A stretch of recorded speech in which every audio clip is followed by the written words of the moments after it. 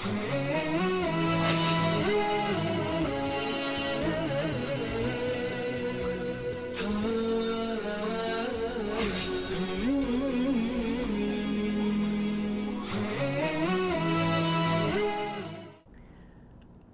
علیکم ورحمۃ اللہ وبرکاتہ۔ ان الحمد للہ نحمدہ ونصلی علی رسولہ الکریم، اما بعد۔ ناظرین کرام، جیسا کہ گفتگو چل رہی تھی سیدنا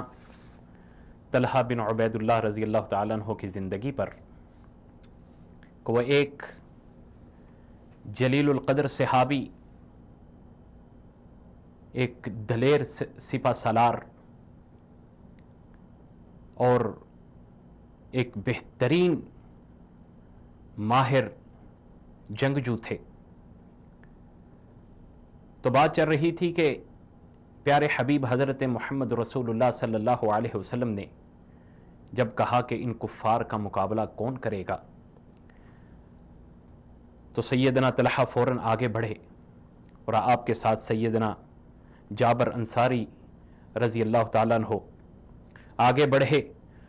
اور کہا کہ مورخین لکھتے ہیں کہ 11 بندوں کا اکیلے مقابلہ کر رہے تھے،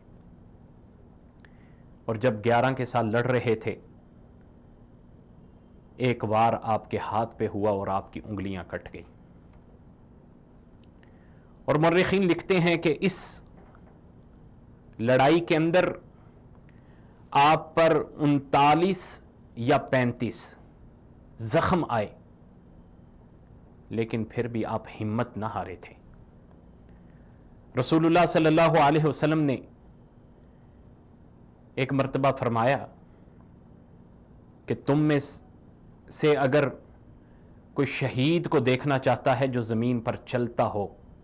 زمین پر گھوم پھر رہا ہو، ایسے شہید کو دیکھنا چاہتے ہو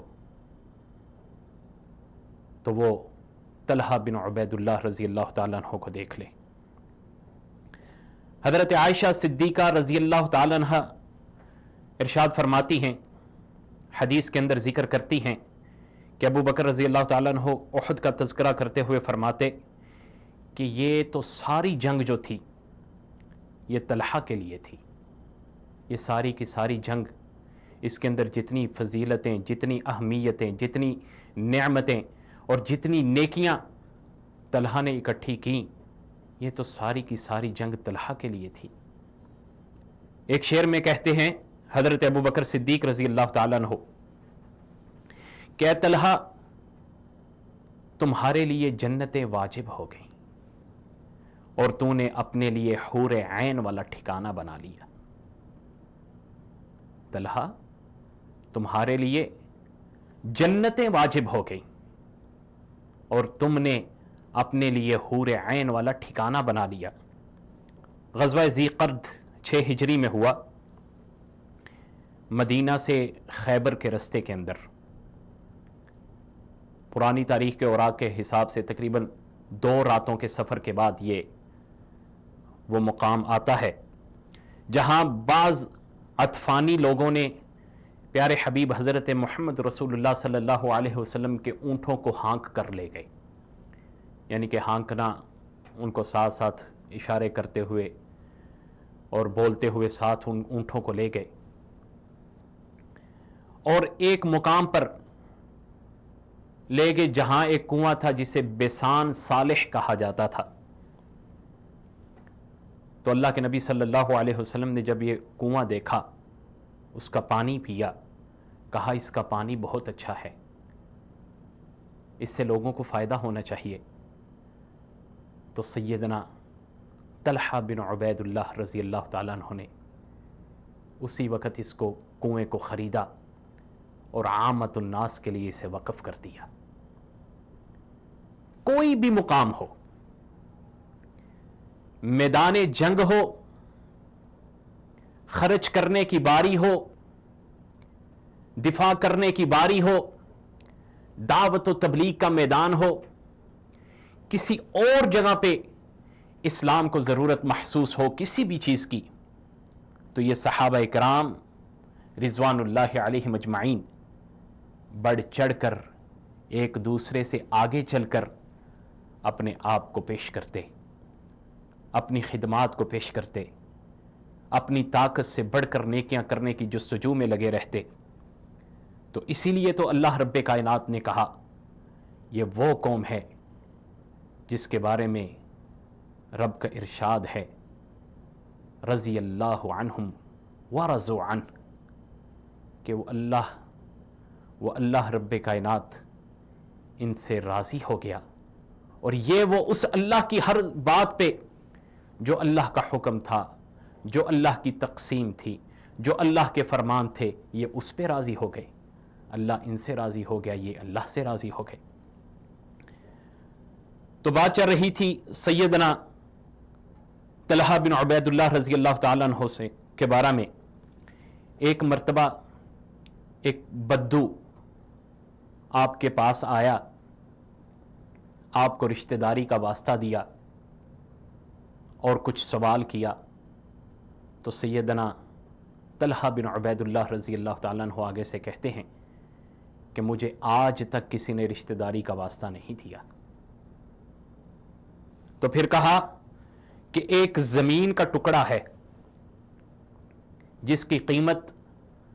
سیدنا عثمان بن عفان رضی اللہ تعالیٰ عنہ نے 3 لاکھ درہم لگائی ہے، اگر تو چاہے تو وہ زمین کا ٹکڑا لے لے، اور اگر تو چاہے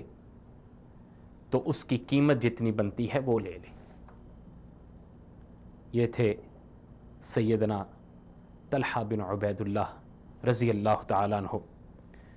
حضرت حسن بصری فرماتے ہیں کہ طلحہ نے ایک مرتبہ مجھے 7 لاکھ درہم دیے، 7 لاکھ درہم، اور کہا مجھے یقین نہیں ہو رہا تھا اتنی بڑی قیمت مجھے کوئی دے سکتا ہے، اور کہا اس پوری رات مجھے نیند نہ آئی اس خوشی کے اندر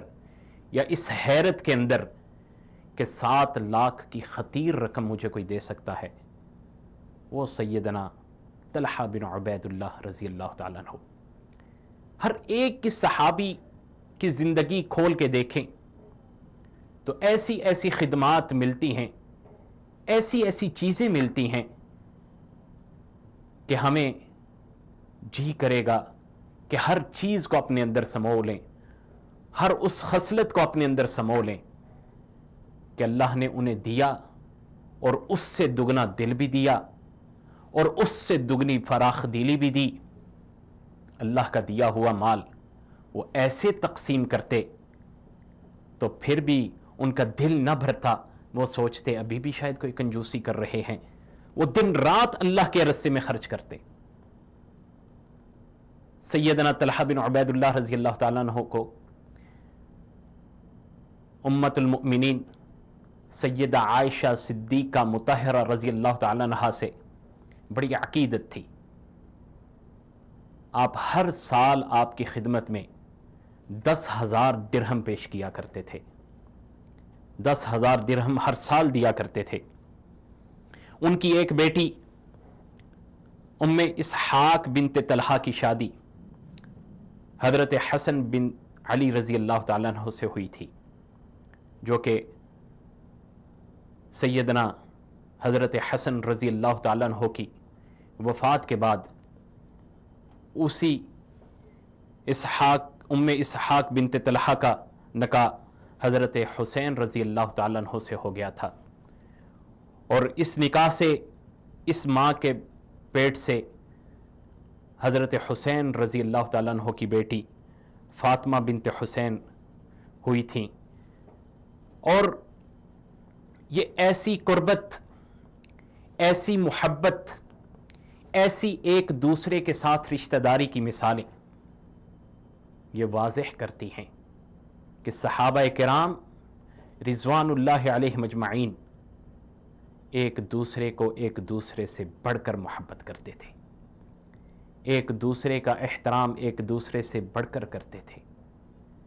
وہ تو اپنے لیے ایک مقام بنا گئے، اپنے لیے ایک عزت اور مرتبہ بنا گئے، اپنے لیے ایک اعلیٰ چیز کا انتخاب کر گئے، اعلیٰ جنتیں پا گئے۔ تو ہمیں صحابہ اکرام رضوان اللہ علیہم اجمعین کی زندگی کا مطالعہ کرنا چاہیے، ان کے ان قیمتی واقعات کو اپنے بچوں کو سنانا چاہیے، اپنے سکولوں میں پڑھانے چاہیے، اپنے مدارس میں پڑھانے چاہیے، کالجز میں پڑھانے چاہیے، تاکہ ہم ایک بہترین امت اور ایک بہترین معاشرہ اور ایک بہترین نسل تیار کر سکیں۔ تو سامعین کرام، وہ تو آسمان کے ستارے تھے، ان کا ایک ایک زندگی کا پلہ ہماری پوری زندگیوں پہ حاوی تھا، ان کی ایک ایک خدمت ہماری پوری پوری نسلوں کی خدمتوں پہ حاوی تھی۔ تو پھر انہی کے بارے میں رب کائنات نے کہا رضی اللہ عنہم ورضوا عنہ۔ تو سامعین کرام، آپ سے ملاقات ہوتی ہے انشاءاللہ اگلے پروگرام میں، تب تک کے لیے مجھے اجازت دیجیے، دعاؤں میں یاد رکھیے اور اپنی خصوصی شفقتوں میں یاد رکھیے۔ اللہ ہم سب کا حامی و ناصر ہو، فی امان اللہ۔